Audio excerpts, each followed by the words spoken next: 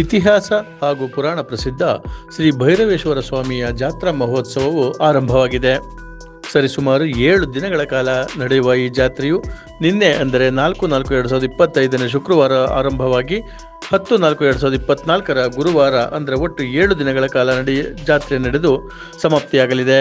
ಇತಿಹಾಸ ಹಾಗೂ ಪುರಾಣ ಪ್ರಸಿದ್ಧವಾದಂತಹ ರಾಮನಗರ ಜಿಲ್ಲೆ ಚನ್ನಪಟ್ಟಣ ತಾಲೂಕಿನ ನೀಲಸಂದ್ರ ಗ್ರಾಮದ ಬಳಿ ಹೊರವಲಯದಲ್ಲಿ ಇರುವಂತಹ ಶ್ರೀ ಭೈರವೇಶ್ವರ ಅರ್ಥಾತ್ ಶ್ರೀ ಬೋರೆ ದೇವರ ದೇವಾಲಯದ ಆವರಣದಲ್ಲಿ ಈ ಜಾತ್ರಾ ಮಹೋತ್ಸವವು ಜರುಗುತ್ತಿದೆ. ಜಾತ್ರಾ ಕಾರ್ಯಕ್ರಮದ ವಿವರಗಳು ಇಂತಿವೆ. 4/4/2025 ಶುಕ್ರವಾರ ದೇವರಿಗೆ ಪಟ್ಟಾಭಿಷೇಕ, ಕೂಟ ಸೇರುವುದು, ದೇವರಿಗೆ ಚಿನ್ನ ಧರಿಸುವ ಕಾರ್ಯಕ್ರಮ ಹಮ್ಮಿಕೊಳ್ಳಲಾಗಿತ್ತು. 5/4/2025 ಶನಿವಾರ ಅಂದರೆ ಇಂದು ರಾತ್ರಿ 9 ಗಂಟೆಯ ನಂತರ ದೇವಾಲಯದ ಬಳಿ ಹೂವಿನ ಹೊಂಬಾಳೆ ಮತ್ತು ದೇವರ ಮಹೋತ್ಸವ ಜರುಗಲಿದೆ.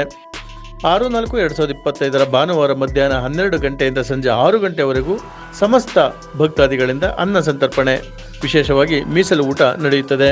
7/4/2025 ಸೋಮವಾರ ಬೆಳಿಗ್ಗೆಯಿಂದ ಸಂಜೆ 6 ಗಂಟೆವರೆಗೆ ಮುಡಿ ಅಂದರೆ ಕೇಶಮುಂಡನ ಮಾಡಿಸುವುದು, ಬಾಯಿ ಬೀಗ, ವಾಹನೋತ್ಸವ ನಡೆಯುತ್ತದೆ.